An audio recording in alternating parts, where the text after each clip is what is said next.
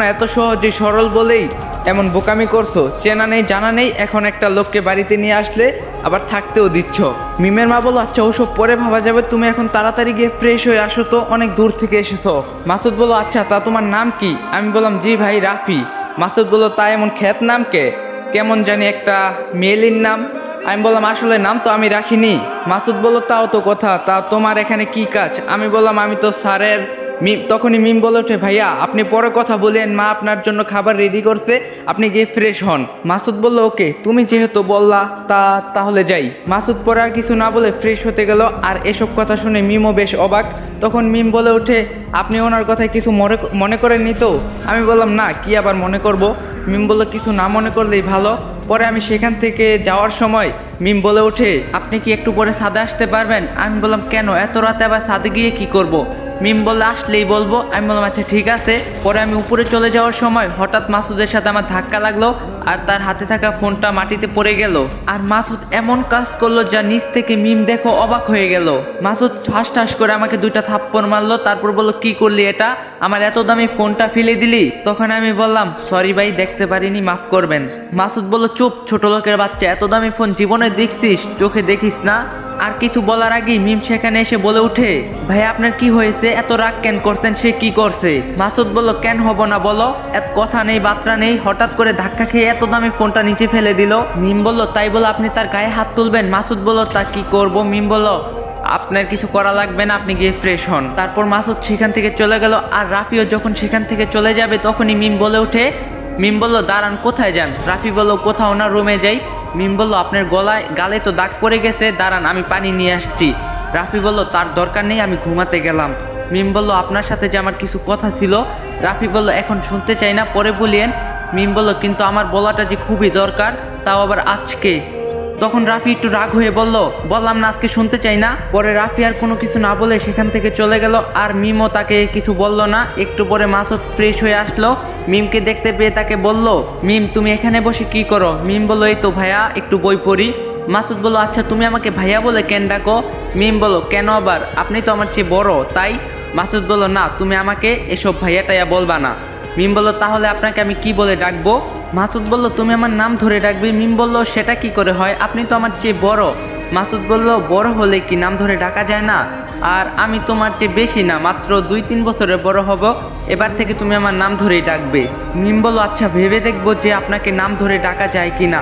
মাসুদ তখন ফিস করে বলল সময় হলে এমনিতেই বুঝবে। মিম বলল কিছু কি বললেন? মাসুদ বলল না কিছু বলেনি, দেখি তো তুমি কি বই পড়ছো। মিম বলল এই যে একটা গল্পের বই। মাসুদ বলল দাও তো একটু আমাকে, আমিও পড়ি। মিম যেই না মাসুদকে বইটা দিতে যাবে, মাসুদ তখনই মিমের হাতটা ধরে আর ছাড়তে চায় না। মিম বলল এসব কি করছেন ভাইয়া, হাতটা ছাড়ুন। মাসুদ বলল ও হ্যাঁ। তারপর মাসুদ মিমের হাতটা ছেড়ে দেয়। পরে মিমকে বলে তোমার হাতটা না অনেক সুন্দর আর নরম, ইচ্ছা করছে হাতটা না ছাড়ি। মিম বলল আপনি না ভাইয়া এত মজা করেন কি যে আর বলি। মাসুদ বলল জানো তোমার শরীরটা অনেক সুন্দর দেখতে আর অনেক লোভনীয়। মিম অবাক হয়ে বলে মানে ভাইয়া?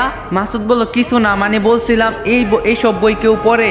মিম বলল কেন, আমার অনেক পছন্দ এই হুমায়ুন আহমেদের গল্পের বই।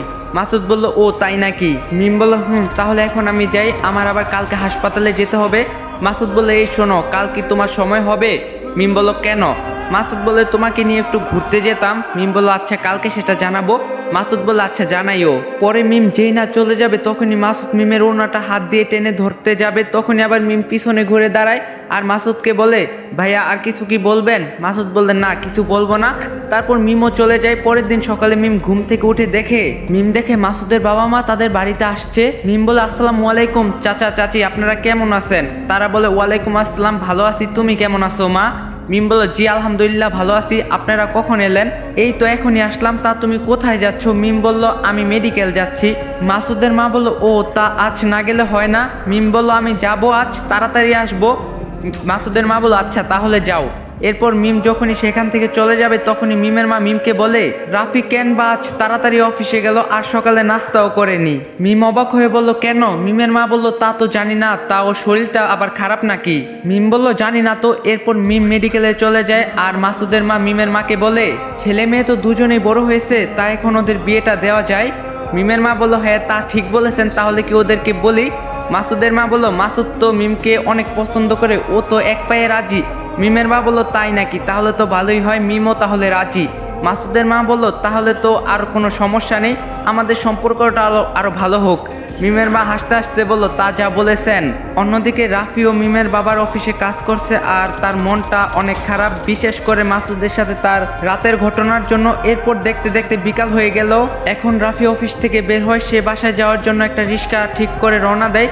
এদিকে মিমও মেডিকেল থেকে বাড়ি যাওয়ার জন্য গাড়ি করে বাসায় ফিরছে। হঠাৎ মিমের গাড়ি রিক্সার সাথে ধাক্কা খাওয়ার আগে ড্রাইভার জোরে ব্রেক দেয়। তারপর মিম গাড়ির জানালা দিয়ে দেখলো যে রিক্সায় রাফি বসে আছে। তারপর সে গাড়ি থেকে নেমে রাফির কাছে গিয়ে বলল, আপনি কোথায় যাচ্ছেন? রাফি বলল, আপনাদের বাড়ি স্যার, আর কোথায় যাব? মিম বলল, চলেন আজ আমি আপনার সাথে যাব। রাফি বলল, আমার সাথে যাবেন মানে? আপনি তো গাড়িতে করে যাচ্ছেন আর আমি রিক্সা। মিম বলল, আমি আপনার সাথে রিক্সা করে যাব। রাফি বলল, তা কি করে হয়, আপনি গাড়িতে করে যান। মিম বলল, আমি কিন্তু এত কথা বলা পছন্দ করি না, আমি আপনার সাথে যাব মানে আপনার সাথেই যাব। আমি বললাম, ঠিক আছে, রিক্সায় উঠুন। তারপর মিম ড্রাইভারকে গাড়ি দিয়ে যেতে বলে রাফির সাথে রিক্সায় ওঠে। রিক্সায় ওঠার পর রাফি একটু পাশে সরে যায় আর মিম সেখানে বসে রাফিকে বলে, আপনি আজ নাস্তা না করে কেন বাসা থেকে এসেছেন? রাফি বলল, এমনিই। মিম বলল, আচ্ছা আপনার কি খেতে পছন্দ? আমি বললাম, হঠাৎ এমন কথা কেন? মিম বলল, আগে বলুন আপনার পছন্দের খাবার কি? আমি বললাম, সবগুলোই আমার পছন্দের খাবার। মিম বলল, তাও স্পেশাল কিছু? আমি বললাম, না তেমন কিছু নেই। তারপর মিম হঠাৎ করে রিক্সা থামাতে বলল, আর তা দেখে আমি বললাম, রিক্সা আবার থামাতে যাবে কেন? মিম বলল, আগে রিক্সা থেকে নামুন, আমরা এখন ফুচকা খাবো। আমি বললাম, ফুচকা খাবো মানে? মিম বলল, কেন, আপনি কি এখন না বলবেন আপনার সব খাবার পছন্দ আর আমার পছন্দ ফুচকা? আমি বললাম, এতে তো দেরি হয়ে যাবে। মিম বলল, দেরি হলে তা আমি বুঝবো, আপনি এখন আসুন। তারপর রাফি রিক্সা থেকে নামে তার কথা অনুযায়ী ফুচকা খাওয়ার জন্য। তখন মিম বলে ওঠে, আপনাকে না আজকে অনেক কিউট লাগছে। রাফি বলল, কেন? মিম বলল, এই যে আজ আপনার চুলগুলো কেমন যেন বাতাসে এলোমেলো হয়ে গেছে। আমি বললাম, ও হতে পারে। তারপর মিম আর রাফি ফুচকা খাওয়া শুরু করলো। হঠাৎ করে মিমের ঝাল লাগে আর সে পানি খুঁজতে খুঁজতে সামনে যাবে, তখনই তার পায়ে ছুরির মতো কিছু একটা লাগে আর সে চিৎকার দিয়ে ওঠে। তারপর রাফি দেখতে পায় তার পা দিয়ে অনেক রক্ত বের হচ্ছে। রাফি সাথে সাথে তার ফুল হাতা শার্টের কিছু অংশ ছিঁড়ে মিমের পা বেঁধে দিল। রাফি অনেক ভালো করে তার পায়ের কাপড় বাঁধলো। মিমের পা থেকে রক্ত বের হওয়া বন্ধ হলো আর মিম শুধু রাফির দিকে চেয়ে আছে। পরে রাফি বলল, আপনার কি এখন ব্যথা কমছে? মিম বলল, আর ব্যথা নেই, আর পাও একেবারে ভালো হয়ে গিয়েছে। রাফি বলল, না সেটা বললে হবে না, আপনার পা আরো ভালোভাবে বাঁধতে হবে, এখনো একটু একটু রক্ত বের হচ্ছে। মিম বলল, রক্ত বের হবে না, আপনি আছেন তো? রাফি বলল, আমি আছি মানে? মিম বলল, কেন, আপনি আমার পা নিজের শার্ট ছিঁড়ে বেঁধে দিলেন, তাই তো পা আরও ভালো হয়ে গেল। রাফি বলল, আচ্ছা তাড়াতাড়ি এখন বাড়ি চলুন, আপনার রেস্ট দরকার। মিম বলল, না আমি এখন বাড়ি যাব না। রাফি বলল, কেন যাবেন না? মিম বলল, আপনাকে আমার কিছু কথা বলার যে ছিল। রাফি বলল, তা এখন বলুন। মিম বলল, না এখানে না, পাশে একটা পার্ক আছে আর তার পুকুরের পাড়ে না হয় বলি। রাফি বলল, কিন্তু আপনার পা তো কেটে গেছে। মিম বলল, সমস্যা নেই, আমি নিজে হেঁটে যেতে পারবো। রাফি বলল, না তা দরকার নেই, আপনি তাহলে পরে বলিয়েন। মিম বলল, না আমি আজই বলবো। আমি বললাম, আচ্ছা সাবধানে চলুন। তারপর মিম নিজে নিজে কষ্ট করে হাঁটতে শুরু করে। তারপর রাফিও তার সাথে যায় পার্কের পুকুর পাড়ে। মিম যেই না পার্কে যায় তখনই বলে, থামুন এখানেই বসি।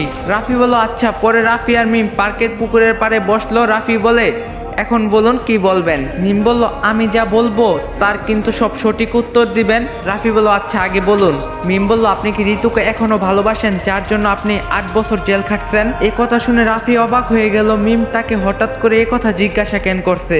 তখন রাফি বলে, কেন? মিম বলল, না বলুন আগে। রাফি বলল, জানি না। মিম বলল, আপনাকে আজ বলতেই হবে, আপনি কি তাকে এখনো ভালোবাসেন? রাফি বলল, হয়তো বা না, এখন হয়তো আর সে আমার নেই। মিম বলল, সত্যি ভালোবাসেন না তো? রাফি বলল, বললাম তো, হয়তো না। মিম বলল, তাহলে আপনার মনে আর কারোর জন্য জায়গা নেই তো? রাফি বলল, আপনি আছে এগুলো কেন বলছেন? মিম বলল, কারণ আমি তোমাকে অনেক বেশি ভালোবাসি Rafi, I love you Rafi. এ কথা শুনে রাফি পুরো আকাশ থেকে পড়ে। রাফি বলল, আপনি এসব কি বলছেন, আপনি পাগল হলেন নাকি? মিম বলল, হ্যাঁ আমি পাগল হয়েছি, আর আমি তোমাকে নিজের করে পেতে চাই। রাফি বলে, এটা কখনোই সম্ভব না। মিম বলে, কেন সম্ভব নয়? প্রথম দিন তোমাকে টেনে দেখছি তখনই তোমার প্রতি আমার ভালো লাগা কাজ করে, আর যখন তুমি আমার এত কাছে থাকতে শুরু করলে তখন আমি আর চাই না তোমাকে হারাতে। রাফি বলল, এটা কখনোই হবে না, কারণ আপনারা অনেক বড় লোক, আর আপনি আমার সম্পর্কে কি জানেন? মিম বলল, তোমার সম্পর্কে আমার কিছু জানার দরকার নেই, শুধু জানি আমি তোমাকে ভালোবাসি আর তোমারও আমাকে ভালোবাসতে হবে।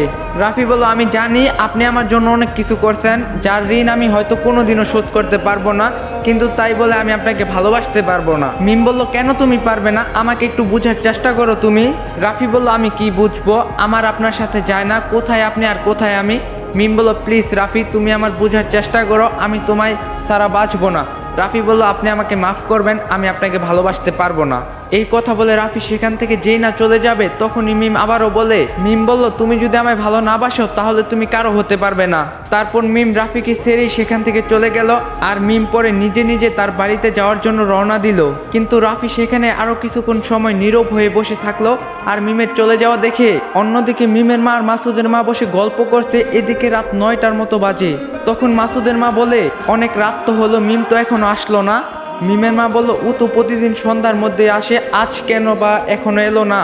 তো গাইস, যদি পার্ট 3 লাগে অবশ্যই কমেন্টে বলবেন আর ভিডিওটা বেশি বেশি করে শেয়ার করে দিবেন আর একটা লাইক দেওয়া যাবেন। চ্যানেলে নতুন না থাকলে চ্যানেলটা সাবস্ক্রাইব করে দেওয়া যাবেন। দেখা হবে নেক্সট ভিডিওতে। তো সবাই ভালো থাকবেন, সুস্থ থাকবেন, আল্লাহ হাফেজ।